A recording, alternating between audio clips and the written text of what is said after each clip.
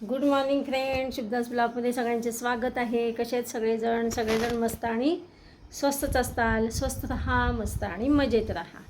तर चला, आज बघा, आज आहे रविवार आणि माझी आंघोळ झालेली आहे आणि आज आईची आंघोळ झालेली आहे. आई बघा कशा होत्या, बसली, केस मोके सोडले. आईचे आज डोकं धुतलेले स्वच्छ आणि छानपैकी स्वच्छ आईचं सगळं आवरलेलं आहे. आणि आईला काय बरं नाही आहे, तर काय झालेलं आहे तुम्हाला तर आईला भेटण्यासाठी मी का आली आहे, तर आईला बरं नाही आणि आईचं काय झालं, युरिन होत नव्हती. तर त्यामुळे सगळेच घाबरलेले होते. काय झालं, एकदमच बाथरूम बंद झाली आणि ताप आला होता आणि तिला उलट्या होतात. हे सगळे प्रॉब्लेम्समुळे तिला माझ्या दोन्ही बहिणींनी, भाऊजींनी दवाखान्यात नेऊन आणलं. सोनोग्राफी केली. सोनोग्राफीमध्ये पित्ताशयामध्ये खडे सांगितलेले आहेत. तुम्हाला दाखवते सोनोग्राफीचं हे रिपोर्ट. कुठं ठेवला बाई? हे पहा, इकडं आईचं सोनोग्राफी केलेलंच आहे. त्या रिपोर्टमध्ये काय सांगितलेलं आहे बघा. तर हे बघा, सोनोग्राफी केलेली आहे. तर सोनोग्राफीमध्ये तिला सांगितलेले 3 ते 4 खडे आहेत. 4 खड्यामधला एक खडा आहे तो 8.4 mm खडा आहे आईचा. त्याच्यामुळे तिची युरिन पास होत नाही आणि तिला प्रॉब्लेम आलेला आहे. तर बघा, आता औषध गोळ्या दिलेल्या आहेत आणि पित्ताशय काढू शकत नाही. डॉक्टर म्हणले आता हे वय पण जास्त आहे. आईचं 88 वय आहे का? काकूंचं 89 असणार आहे, माझ्या सासूबाईंचं. तर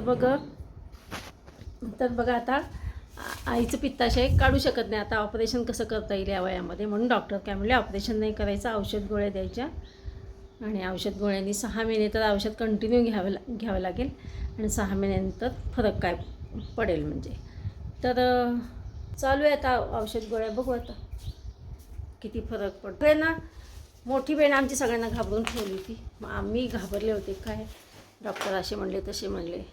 तर आता येऊन रिपोर्ट बघते, तर काय रिपोर्टमध्ये असं काही खूप घाबरण्यासारखं नाही आहे.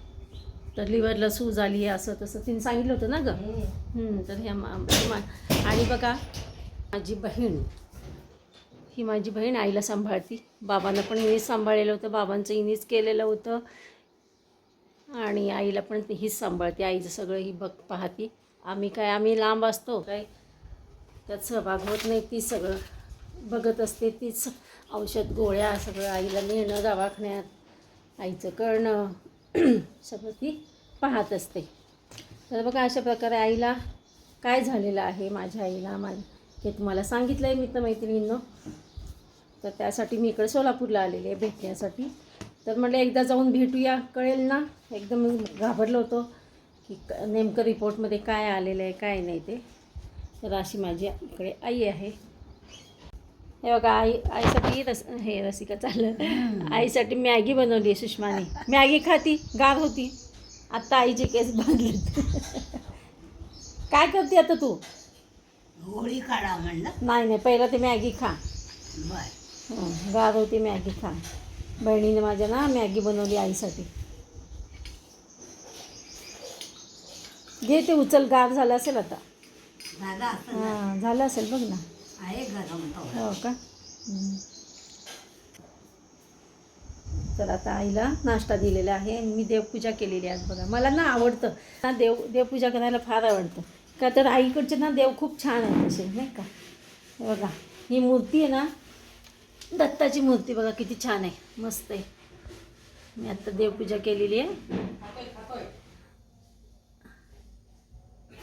छान वाटतं, प्रसन्न वाटतं. देवपूजा झाली ना, खूप छान वाटतं. आणि आता बहिणीने आम्हाला नाश्ता बनवलेला आहे. पोळीचे पोहे म्हणतात ग खूप जणाला. आपण कुस्करा म्हणतात, पोळीचे पोहे म्हणतात.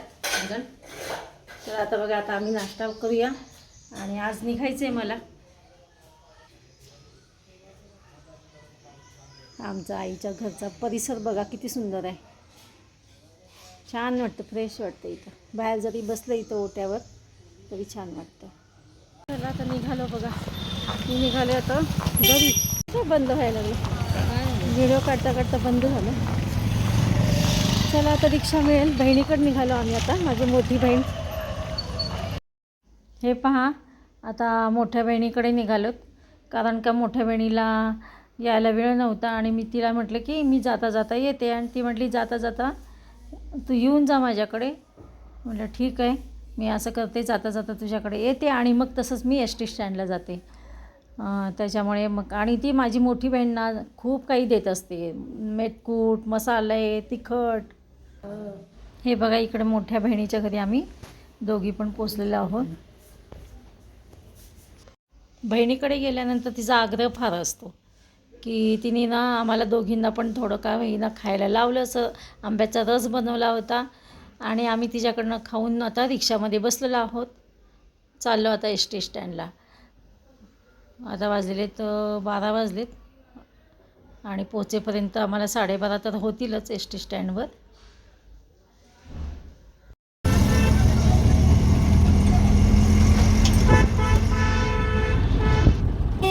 सोलापूर म्हटलं की भयंकर ऊन असतं तिकडे, तुम्हाला तर माहीतच आहे.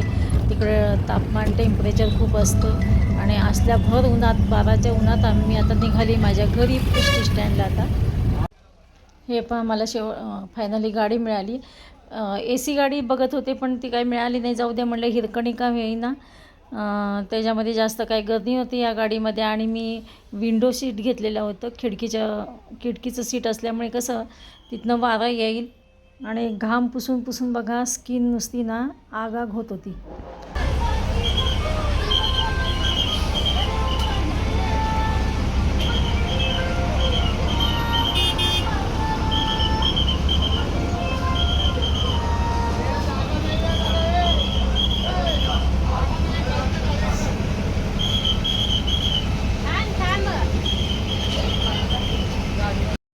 शेवटी आमच्या गाडीला ना वाट मिळाली आणि आमची गाडी स्टँडच्या बाहेर पडली.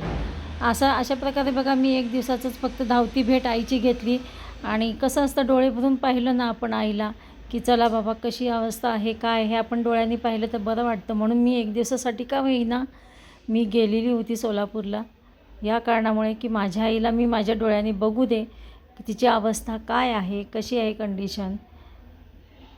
आणि जड अंतकरणाने कमी ना आपण आपल्या घरी आपल्याला जावंच लागतं, शेवटी आपल्याला सासरी यावंच लागतं. Good morning friends. चला कालच मी रात्री बघा बाहेरून आलेली आहे सोलापूरहून. पण काल मी रात्री दुपारी 1 वाजता जे गाडीमध्ये बसलेली आहे ते रात्री 8:30 वाजता मी इथं पुण्यामध्ये पोचलेली. बघा इतका हेक्टिक प्रवास झाला. 9 तास अखंड 8 ते 9 तास अखंड गाडीमध्ये होते. एवढा कंटाळा आला. म्हणजे 6 तासाचा प्रवास 8 ते 9 तासामध्ये झालेला आहे. का तर आमची काल गाडी एवढे अडथळे आले ना काल येताना. आमची गाडी बंद पडली, पुन्हा दुसऱ्या गाडीत बसायची वेळ आली, तिथे 1 तास गेला आणि तिथं काय गाडीत जागा नाही. फुल गाड्या ऊन म्हणतं, म्हणजे इतकं ऊन, प्रचंड ऊन दुपारचं आणि उकाडा एवढा. ए सी गाडी तर मिळालीच नाही मला, साध्या गाडीतच यावं लागलं. गर्दी आणि त्यातनं माझं काय झालं माहिती का, मोबाईलची बॅटरी माझी सगळी लो होऊन गेली. मोबाईल अक्षरशः स्विच ऑफ झाल्यामुळे घरच्यांना पण काळजी लागली. कुठपर्यंत आली हे कळायला मार्ग नाही. एवढं त्रास झाला काल, बापरे. येईपर्यंत टेन्शन, ह्यांना तर एवढं टेन्शन आलं. 8:30 वाजून गेले तरी अजूनही घरी नाही आली ह्यांचं हे. आणि ते काय सासूबाईंना सोडून मला काय स्वारगेटला घ्यायला येऊ शकत नव्हते. मी एकटीच येणार होती रिक्षाने उतरल्यानंतर. असे हे झालं. एवढं टेन्शन हे शेवटी मी घरी 8:45ला टच झाले. 9ला टच झाले. 8:45ला नाही 9ला आले घरी. तेव्हा ह्यांचा जीव भांड्यात पडला. एवढं टेन्शन होतं. मला पण टेन्शन होतं की किती वाजले मला हे कळायला मार्ग नाही. मोबाईल बंद, माझ्या हातात काही घड्याळ नव्हतं.